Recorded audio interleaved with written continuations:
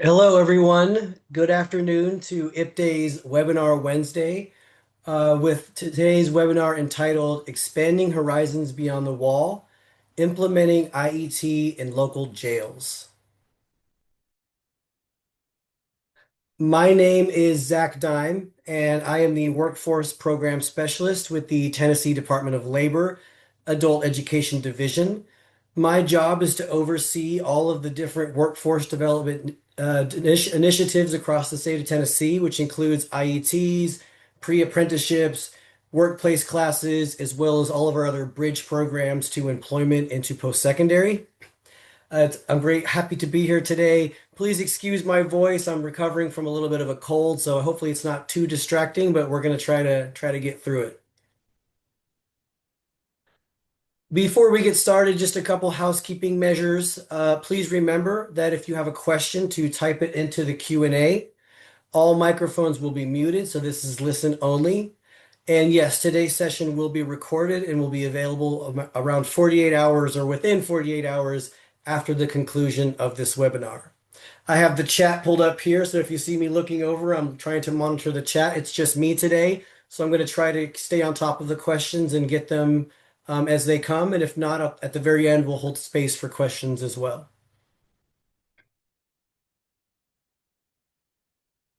So just an overview of today's session. So this session really, the way it's going to go is I'm going to give an examination or review of the different integrated education and training or IET programs that are being offered in local jails across the state of Tennessee. So using these examples as a case study, I'm going to talk about the different successes, challenges, and some insight into effectively implementing IET programs that are happening within a correctional setting. So by the end of this session, my goal and my hope is that everyone on the call will know how to determine what makes a good jail partner, what kind of areas for potential growth there is and how to prepare for them, as well as how to engage stakeholders and keep all partners and all learners and all stakeholders engaged and kind of going in the same direction. But before I begin, I'd love to hear from you all about the following questions here to see how many of you have experience with this topic today. So, how many of you, and please put this in the chat, have experience with IET programs in jails? And if so, what are some common challenges and barriers that you have? And I'll give it about 30 seconds or so for you all to put those answers in the chat.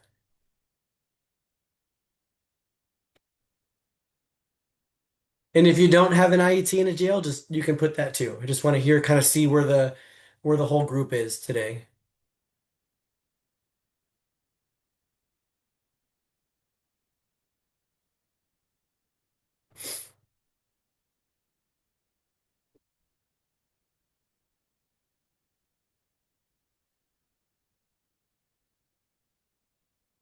All right, I'm not seeing anything in the chat yet, so okay, no experience, hoping to implement. Okay, cool.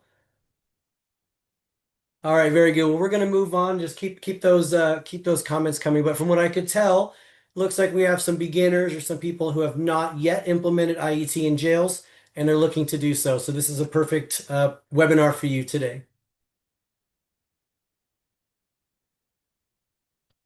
So before we get into the content of today's session, I wanted just to put this slide up to provide some context for the landscape here in Tennessee. So in Tennessee, there are approximately 55,000 individuals who are incarcerated within a local jail. But the number or the data point I wanted to point you to, I think that's most important is the second one in red, which shows that 95% of all of these individuals incarcerated within a local jail will be released in the next 5 years, which means that 95% of these individuals will become our neighbors. Their kids will be going to school with your kids, so you'll see them at parent-teacher conferences. They're going to be your colleagues, and they're just going to be within the communities that we live in. So I think it's really important to address barriers and gaps and different areas for individuals who are currently incarcerated to reduce recidivism. And I think IET is a really strong method in doing so. So I encourage you all to, whether it's Florida, whatever state you're in, to look at your own numbers and just see kind of what you're working with. But I would venture to say that that 95% number is probably pretty consistent across the board. The vast majority of our incarcerated individuals will be released within the next few years. So it's important to give them the skills and tools to be successful upon release. And again, I think IET is a great method for doing so.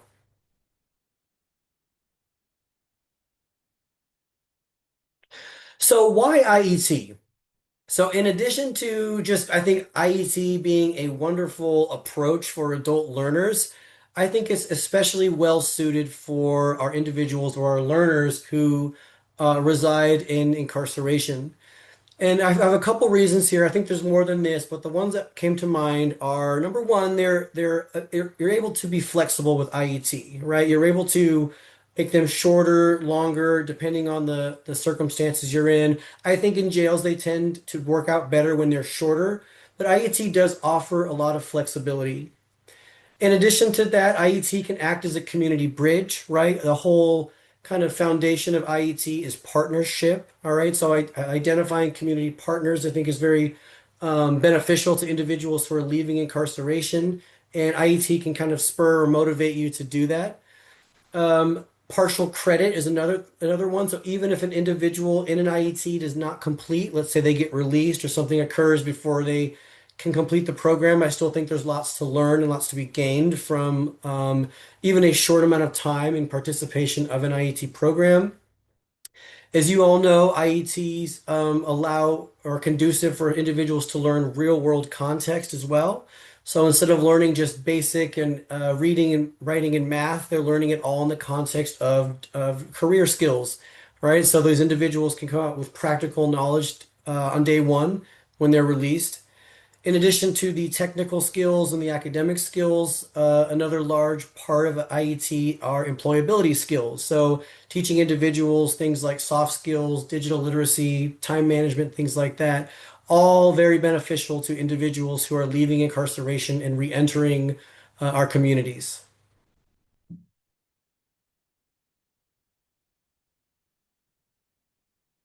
So I won't spend a lot of time on this slide because I know that we have a lot of experienced IET practitioners on the call. But I did want to just put this up there in case we do have a few individuals who are new to IET. But in summary, right at the very most basic level, IET is a service approach or a type of program that includes three essential components. And those components are education, right? Reading, writing, math, literacy, workforce training, right? That specific occupational training that's important or needed for a specific career pathway, as well as what they call workforce prep, employability skills, or job readiness skills, right? Those skills that are going to benefit an individual over the course of their career, even if they switch occupations or sectors. One of the graphics I like to show up is pretty standard, right? But it just takes everything I said and puts it onto one slide here. So you can see workforce training, workforce preparation, and adult education. And you'll notice that they're all contextualized and all integrated, right? They're all related to one another, and it's very intentional.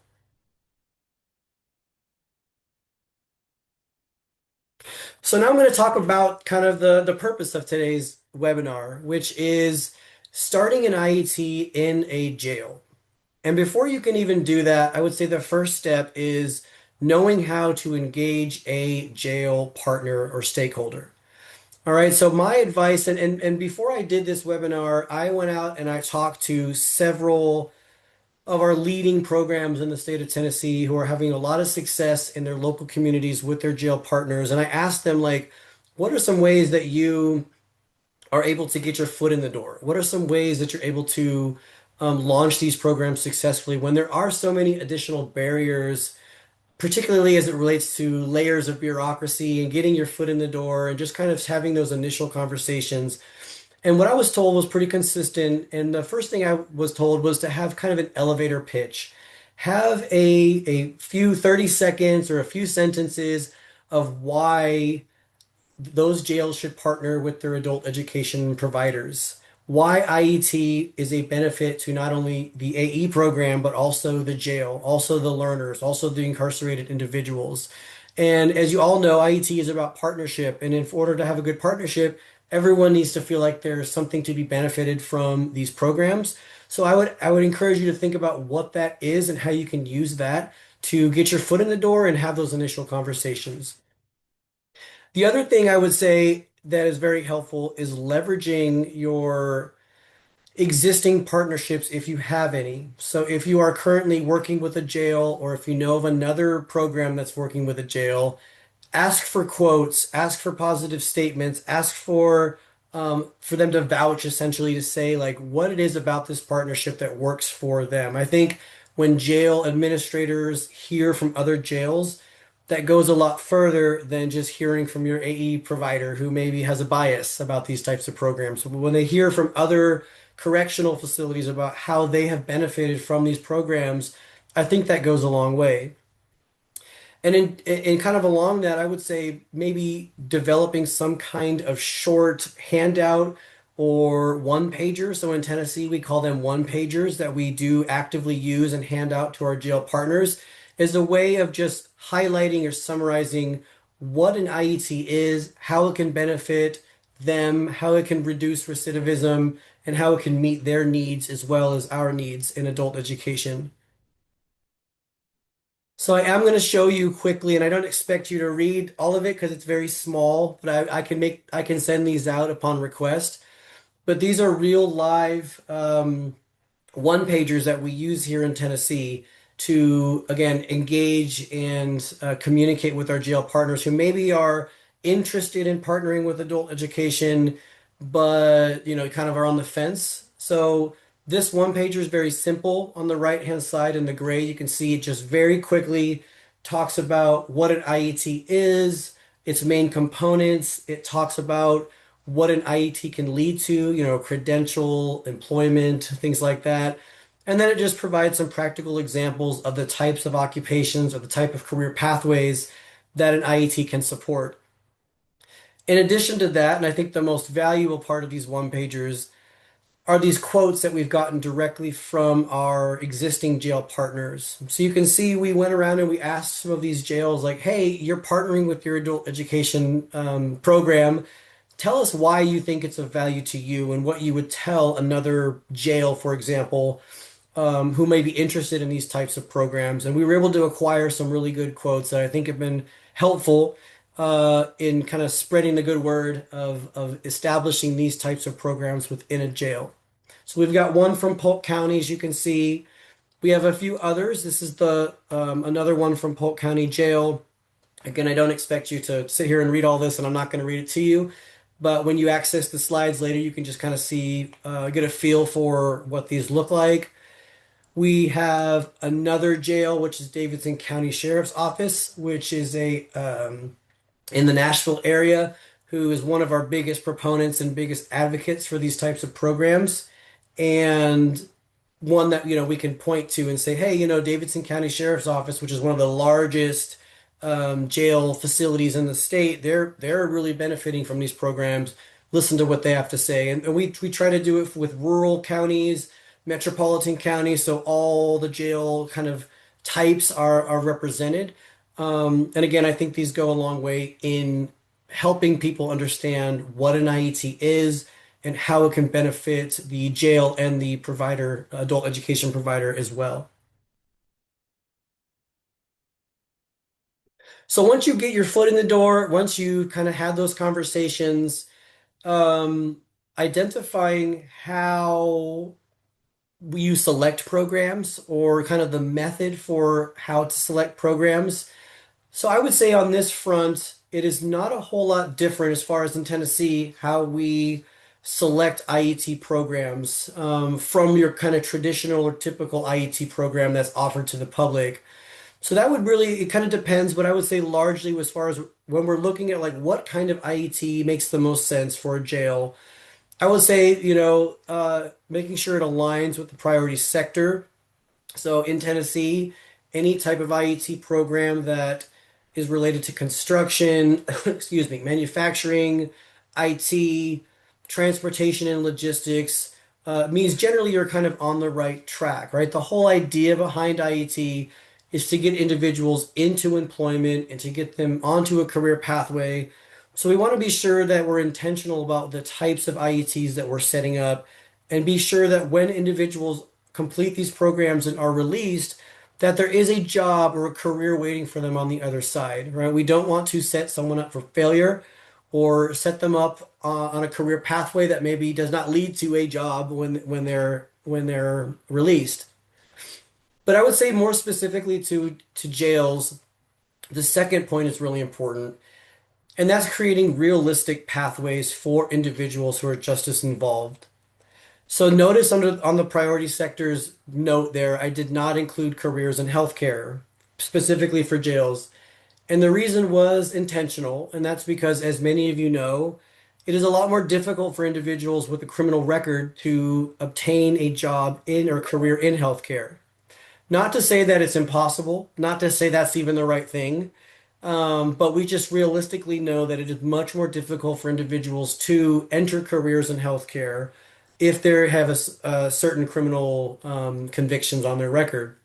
So being realistic about what these pathways look like, I think is the kindest thing to do and also the most effective in terms of making sure that everyone knows kind of what to expect out of these programs, what kind of jobs are available for them. Not to say that individuals cannot go on to work in healthcare, or some of these other career pathways, but as far as investing time and energy, we want to be sure that we get the most bang for our buck and that individuals again are getting employment afterwards or are being successful in whatever comes next after incarceration. So I would say making sure it aligns with the priority sector, but also ensuring that it is a realistic pathway as well.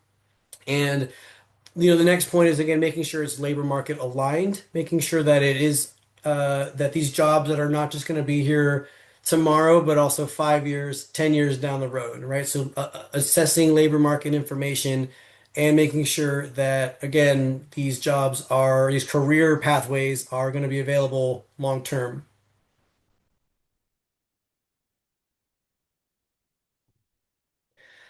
So before we move on, I just want to talk about or show or highlight some of our, excuse me, jail programs in Tennessee. So this is not representative of all of them, but these are kind of our primary career pathways or our primary occupational clusters that are offered within jails in Tennessee. So you can see we do have a wide range here from culinary arts to careers within the construction trades. We have manufacturing as an option, as well as facilities maintenance, IT technician, all the way down to entrepreneurship. So we really try to provide individuals with as much choice as possible and as many opportunities as possible that can span, again, a number of different sectors. You'll also notice, as I just mentioned, that all of these sectors align with a career pathway within an in-demand sector, right? So these are all through my research at the Department of Labor, all aligned with sectors that are growing and lead to a livable wage. We try to avoid IET programs that do not lead to livable wages, right? So if there is sometimes you'll see in the data that there's a specific occupation that there's a lot of job openings, but when you dig in deeper, you realize that, maybe the pay is not that great and it's not enough to sustain an individual or a family, right? So we really try to make sure that our IET programs are aligned with sectors that lead to livable wages. All right. So again, we're making sure we're lifting people out of the circumstances that got them incarcerated in the first time, oftentimes, right? So we want to make sure that if they're going to participate in one of these programs, that afterwards they are able to have a livable wage and sustain themselves and their families.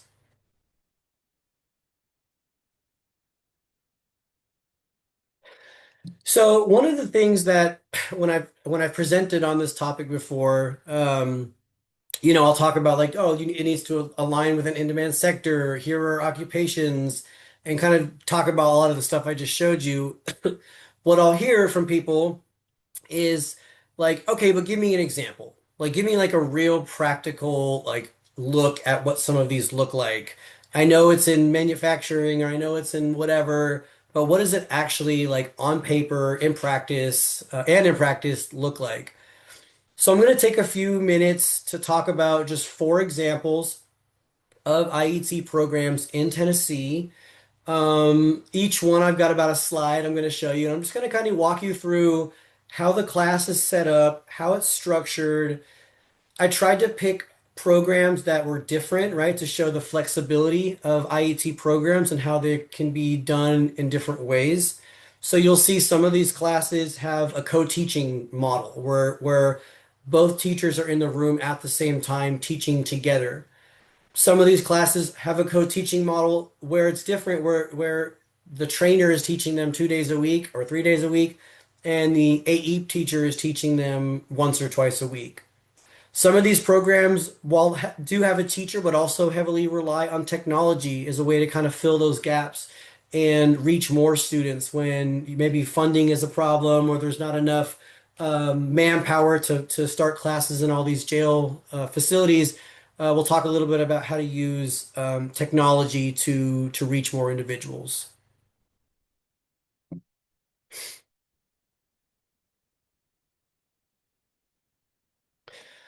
So the first one I want to talk about is a really one that we're really proud of in Tennessee, and it is a Snap-on Tools IET program.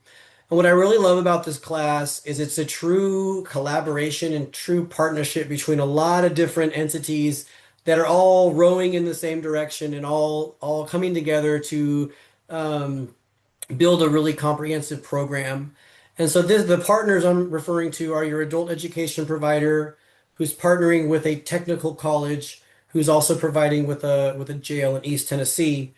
And the program itself is leads to NC3 certifications, which are related to hand tools and aligned to industry standards and employer standards.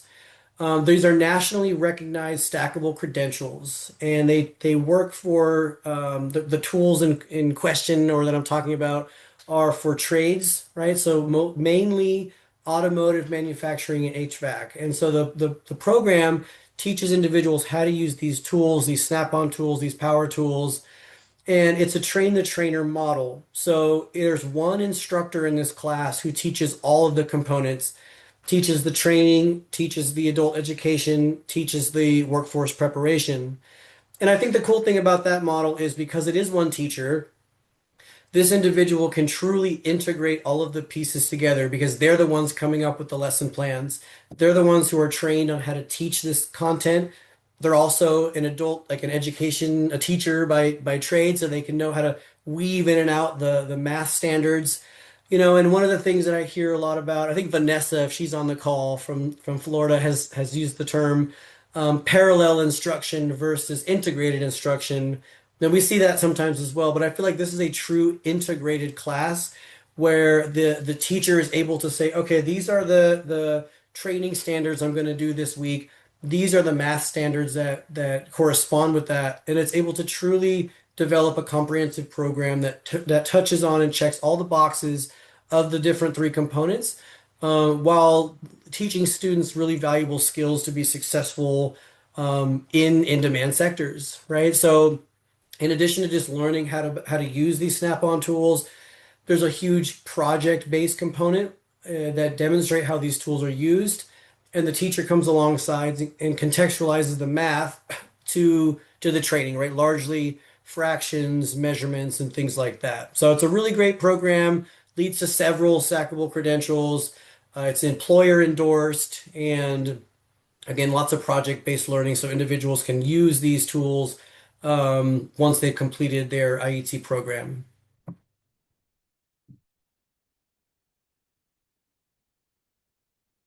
All right, another one I'm going to talk about is our building and maintenance construction trade IET. This is a program here in Memphis that is in partnership with our jail here in Memphis, as well as our adult education program partner. And the teacher for this class has, I think, 30 years or something in the construction and facilities maintenance trades. So the class is kind of a blend of those two things. Part of a career pathway, it prepares students for careers within, again, either construction or facilities maintenance. It's kind of a breakdown of both. This is a cool class. It's a co-teaching model. So the technical trainer works with the students 4 days a week, Monday through Thursday, from 8 to 12, 8 to 1, somewhere around there. And the AE instructor works with them every Friday. So he'll come in and again see what they're doing for the week as far as the training goes and make sure that there's no gaps in knowledge and come in and do some support for as it relates to math. But there's also 1 day a week where they work together, right? So they're actually in the classroom at the same time. And this is where the math instructor can come in and do some really cool activities about, not just like basic math skills, but really truly contextualized lessons where he'll ask individuals to, plan out a large project. He'll say, we've got a big construction project, 10 apartment buildings, and we need to do this, this, and this. And he'll have them calculate construction costs, develop projections. He might say, hey, one of our project clients backed out. We need to redo the calculations and start from scratch, right? And see, come up with new calculations and projections, right? So the math is all very, very contextualized and very supportive of the technical training. A lot of this class is also really built around project-based learning. So while they are learning the theory and the vocabulary, they are really the kind of meat of the class is project-based. So they're working in real life scenarios, applying these skills, building building a desk or a drawer together. The cool thing too is also because it is project based, they're also fulfilling that employability skill requirement, right? So they're having to work together. They are working in teams, practicing their communication skills. Perhaps they are practicing some conflict resolution, right? If there's a disagreement and how to approach these projects. So it really is, again, taking practical, real world skills and having them apply it in a real world scenario. And it's a great class, and we've seen a lot of success from this as well.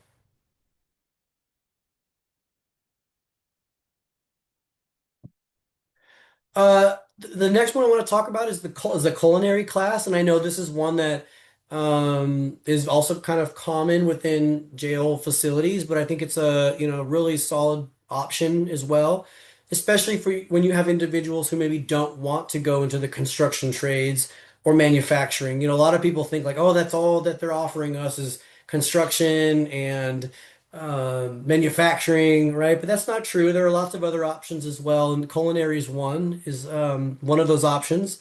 So this class is part of a career pathway that can lead to careers in restaurants, catering services, or hospitality services is another one. Individuals in this class will earn a Serve Safe certification, which again is an industry recognized credential that can be used to get a job in a number of different settings. So the technical training piece for this revolves around safety and meal prep, preparing meals, learning how to read recipes. Again, very, very, I'm a big, like, huge advocate of project-based learning. So not just teaching the theory, not just teaching the vocabulary, but like showing how it's done in real world situations. The class for this class actually culminates in a final project where they bring in members of the community, different individuals, and they simulate a restaurant style situation where I actually will order from these individuals. You'll tell them if you have a food allergy, your food preferences. They'll have to take your order and adjust the recipe accordingly and actually prepare everything right for you then and there. Again, all of the math in this class, all of the reading is very contextualized, referring to measurements. Part of some of the lessons include, reading a recipe that feeds 10 people, but having to scale that recipe up to feed 50 people, for example. So knowing how to take those measurements and times them, times 4 or 10 or however many people are going to be in the class to really drive home the point like, oh, this isn't just math. This is truly contextualized math that is intended to help you be successful in this particular career pathway. So a great class. Um, Another one I want to talk about, and this one it's a big priority in Tennessee and a really big initiative, and we're real proud of it. And that is using technology as a way to reach more people in a more broad sense, right? So as we mentioned, funding and staffing and capacity issues oftentimes prevent us from getting as many students as we want to. Excuse me. So in Tennessee, we have used tablets to overcome some of those barriers. So given those limitations, many of our jails participated in a pilot project we did where individuals incarcerated through a selective process were able to get a tablet that had some very high quality training content downloaded on it already. Some of these classes were no joke, like 80 hours of instruction that students had to participate in that we were related to things like electrical, plumbing, HVAC. There was an IT course, lots of different options, and they were very rigorous and very robust. The cool thing about it was, in addition to maybe working with an instructor, right, which is one model, these individuals were able to take these tablets or these technologies back to their pods, back to their living quarters, and were able to do a lot of this work asynchronously. So some of these classes had a mix of asynchronous and synchronous instruction. Some it leaned one way more than the other, but it allowed us to, in Tennessee, to reach more people in more facilities. All right. And as I said, the curriculum itself was of high quality. To develop these IET programs, we made sure that there was on these tablets, there were plenty of math and reading lessons as well that could be contextualized directly to the training.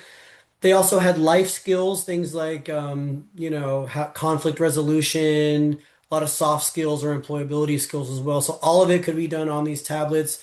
It was flexible, right? So some programs set up a model where they have a teacher in the room who's teaching maybe once a week or twice a week, and then will assign large chunks of the class to be done independently.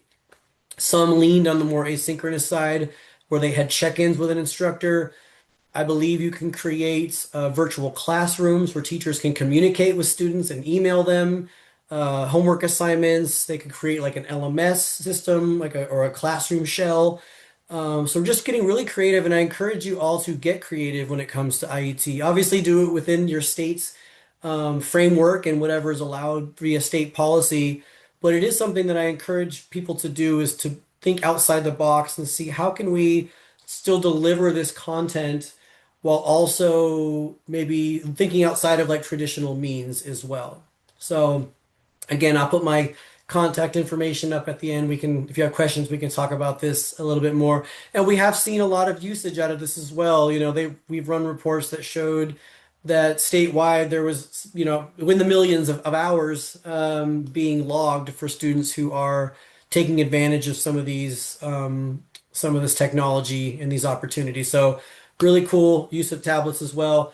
I have lots of other examples. I'm not going to continue to just list them off, but I'd be happy to have conversations with anybody who wants to. I would say there's other career pathways or things related to IT are some that we see.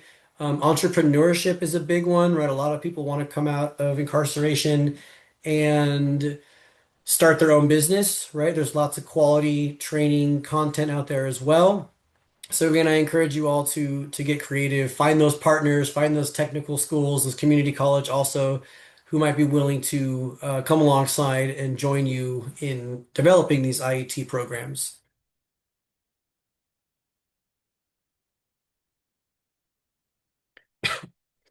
So now that I've talked about some examples, I did want to talk a little bit about like the design of some of these and how we go about the kind of putting them together.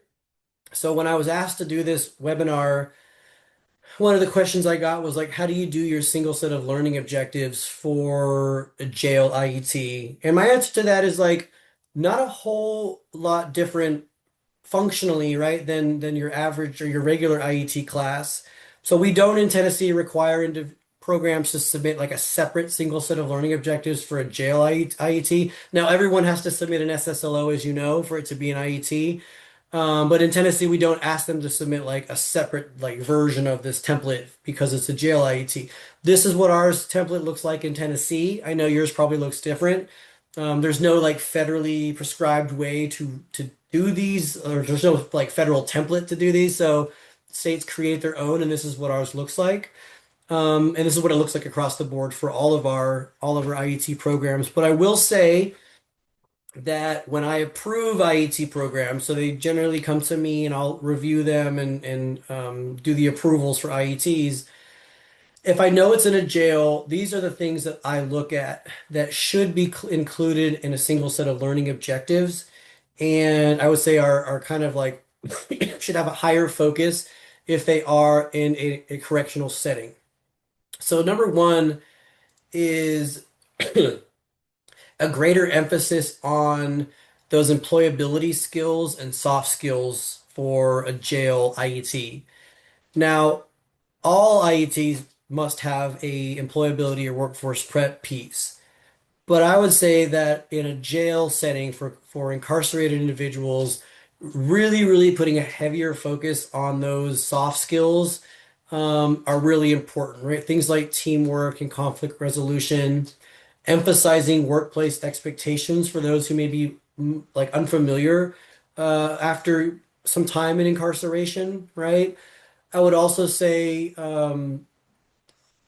support around like confidence building, right? Even though it maybe not, isn't your traditional like workforce prep or employability skill, like including things about how to build someone's confidence, right? How to manage stress, right? Those are really important.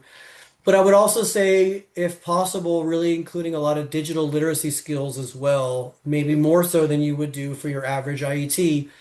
Because as we all know, tech changes very rapidly and very quickly. So even someone who's only been incarcerated for, a year or two, by the time they're released, you could see a whole new wave of technology, AI, and other things that maybe they were unfamiliar with prior to going in. So I would say really hitting that third bucket of employability skills really hard, and putting a very large emphasis on those is one way. Another thing I would say is, given the restrictions of working in a jail, I would say trying to be creative in mitigating that. So instead of like maybe you're not always able to bring in equipment, for example, especially for those IETs that really rely on hands-on training. Not to say that you can't do that. In Tennessee, we have lots of examples of jails being willing to bring in mobile welding labs or mobile like trucks that people can go out in trailers and do hands-on stuff. But in the case you can't do that, I would say trying to find ways to simulate those applications as well. Maybe using VR, like virtual reality or AI, right? So making sure that you can at least get your digital hands on something and simulate activities that maybe a regular IET student would be able to do. I would also try to really emphasize on in my view, I feel like a shorter IET program is really more conducive for a jail class. Jail stays can be unpredictable. You don't really know, someone could have a court date and get moved or released tomorrow and they can't finish the class. So to mitigate that, I would say try to make them as short as possible. Also, make sure they're rigorous and robust, but that they're not unnecessarily long either. Chunking the class into small, achievable units, really looking at leaning into maybe some micro credentials, stackable credentials. So even if an individual does not complete the class, by the time they're done, at least they have something in their pocket or something in their hands that they can take with them to make them more marketable, right? Or to show that they earned something from this class. Again, focus on those quick wins, as I just mentioned, micro credentials, skill badges, another thing. Looking for that's what I like about the NC3 certifications that I told you about a minute ago, was even if they don't finish the class, they could have earned at least like two or three, right? As opposed to all of them, but something to help them be more marketable and learn something as they if they don't complete the class. The other thing too, I would just be aware of is credentialing limitations. I know in a lot of states, like there's a requirement that it has to lead to an industry recognized credential. So just being aware, like when you build those IETs, like are you able to do a proctored assessment in jail, right? Can you work something out with the testing centers who issue these credentials? Um, that explaining that of the situation of the jail. I would say, if possible, if your state allows, like leaning towards or considering the progress towards milestone outcomes of an IET, right? Which is like not necessarily industry recognized credential, but maybe it's an employer endorsed milestone, especially if you have an employer partner who who can sign off or agree to the content of the class. I would just encourage you all to look into some of those options as well, particularly for our incarcerated individuals.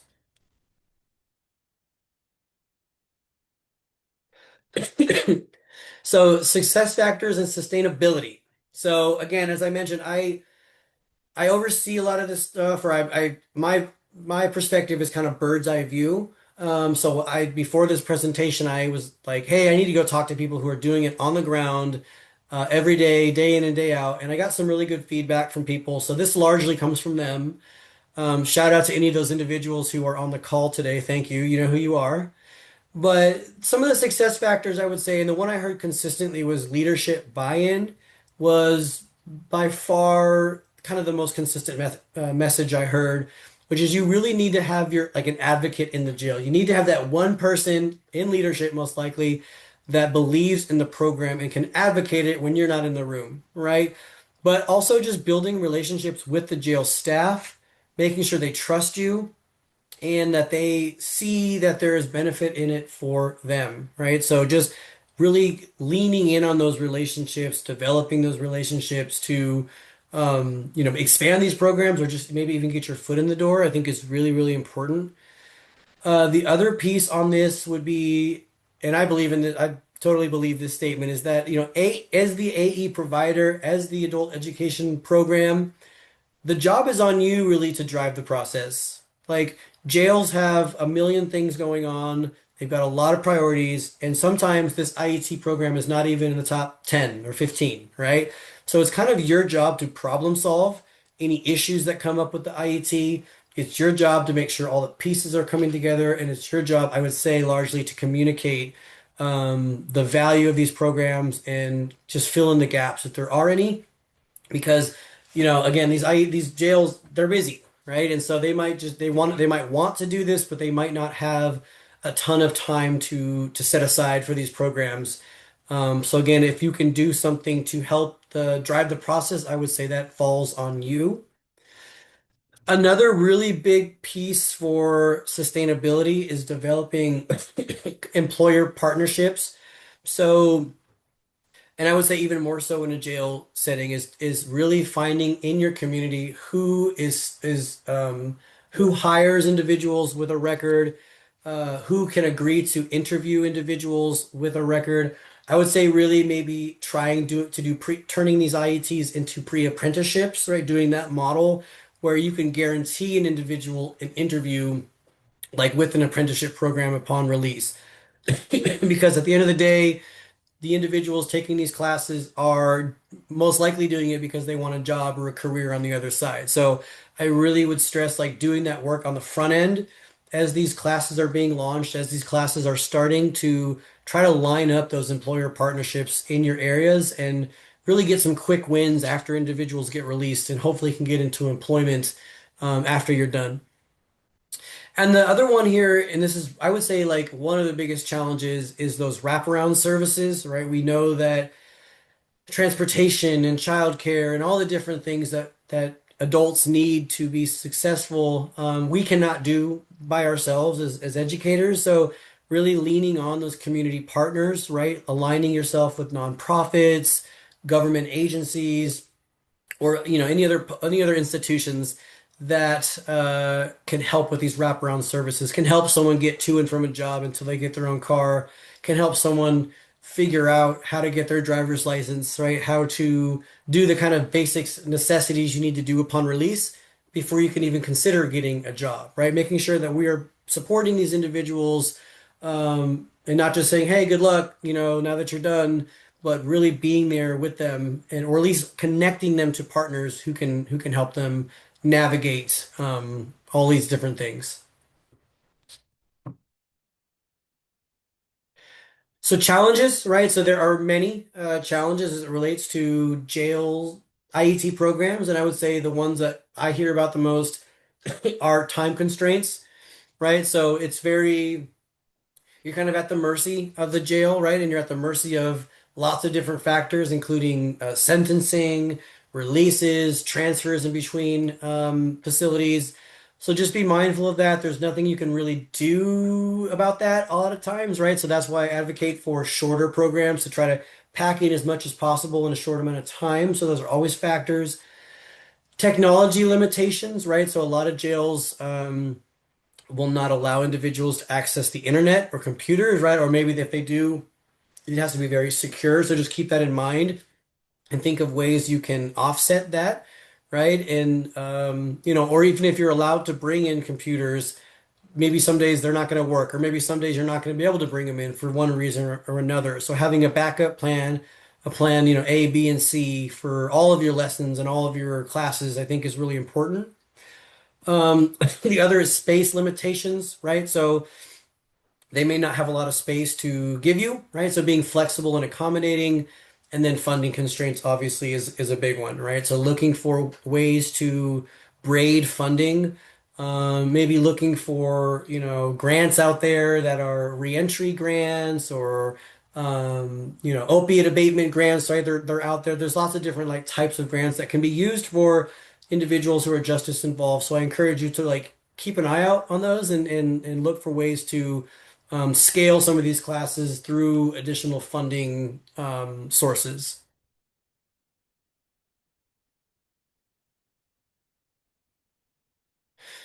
The last kind of topic I want to talk about today is student engagement. Really important and really key, I think, to the success of a program. So I would say this is where you could lean on your jail partners to help you select students, right? So having them be like, all right, what's a good, who are good fits for these programs? This could be either an open sign up or individual recommendations, right? So it's kind of, I see both across the board and some work in some areas and some work better in others, but I would either way try to screen for genuine career interest. One of the things I think happens a lot with jail classes in particular is that people maybe just want to participate in them because they want something to do or they want to, they want to get out of their kind of your living quarters every day and well, that's okay. I would, really caution against just letting people who are not interested in these programs join because sometimes it can ruin your like completion rates. But more importantly, like if you've got a employer lined up who has already said like, all right, I'm willing to hire individuals who are leaving jail, and then you're like, oh, out of the 10 people who completed, none of them really want to work for you, right? That's a really fast way to lose an employer partner. I've seen it myself many times where they're like, I thought I was getting candidates for this job. And so I just would be aware of that and making sure that like, if don't over promise and under deliver, right? So if you're like, hey, come partner with us and hire these individuals or interview these individuals, and then you can't even give them one interview afterwards, that could ruin that partnership. So just be aware of that. And this is why I think those student interest inventories are really, really important, right? Don't just build an IET because you think it's a good idea or you think that's what people want to do. Survey the students, see what it is that they're curious about, right? Look at those in-demand sectors in your communities, in your states, and then give them options. Like, do you want a manufacturing IET? Would one in IT be interesting to you, or entrepreneurship or culinary? And see what most people choose, right? And that's a good place to start. I would say being direct about expectations and the commitment level is also really important, right? So when talking to a student about joining this class, I would say like, this is a commitment. You're expected to attend all the sessions or most of the sessions if you're able to, right? Sometimes there's jail lockdowns and things like that, but if it's up to you, you really should be attending all of these classes. And I had one program say to me that if a student misses more than two classes consecutively, they essentially drop them from the class, or they at least say like, "Hey, you need to attend the next one." I know in adult education, a lot of times like we're very flexible about like, "Oh, you can miss classes here and there and just come back." But with these IET programs, I feel like it's important to add a layer of like expectation around. this is a more serious initiative that you should really should be focused on, right, and taking seriously. So just some points on student engagement I think was important. That was mentioned to me a lot from individuals. So key themes and takeaways. Number one, that relationships really are the secret sauce, right? They're the key to success. Building those relationships, having an ally, having an advocate on your side, super, super important in getting these off the ground and keeping them sustained long term. One of the things I kept hearing too was the word guest, right? So you are a guest in these jail facilities. You are not there like you're a partner, but you're also a guest, right? You need to follow their rules. You need to be respectful. You need to not be demanding, right? I've heard of people, teachers showing up to teach a class, and then something happened. There's a lockdown, and class is canceled that day, and you just have to roll with it and just say, "Okay, see you next week." Um, and just kind of remembering that you are a guest in these jail facilities. Being flexible is super important, right? I feel like it's paramount into making these programs work. This is one piece of advice I heard, which is real practical too, is starting small, like starting with like a very small class, 3 to 5 people, or starting with kind of a class that just ends in a short-term credential, and then building from there, giving that jail a win, right? Small wins and saying like, hey, look, we pulled this off. Do you think now we can have a bigger space? Do you think now we can start bringing in different tools? Do you think now we can introduce computers, right? Kind of building that trust early on and just saying, hey, we're going to start real small. We're going to kind of do a few students and start with like an easy credential that's stackable and give them something to work with. And once those successes start to rack up, leveraging that to maybe building out more comprehensive or robust programs. But I would say start small and celebrate those small wins and leverage them to expand if possible. Again, being aware that some facilities have limited access to technology, factoring that into all decision making is important. And again, opting for shorter but high quality programs, I think really is like the best model for a jail. And those wraparound services. Please, please, please, please really prioritize those. Make sure that there are like resources for individuals who are released, pre-release classes pair well with these IET programs, um, helping them find like doing job searches, writing resumes, all of that really, really important. I think could be a benefit in adding that to your IET classes as well. So that is it for me today. I hope you took some things away from the webinar. This is my email address, so if you are interested in reaching out to me or you have any questions, please feel free to do so. I'm happy to meet with any of you all. I'm happy to share more class examples or share a single set of learning objectives with you.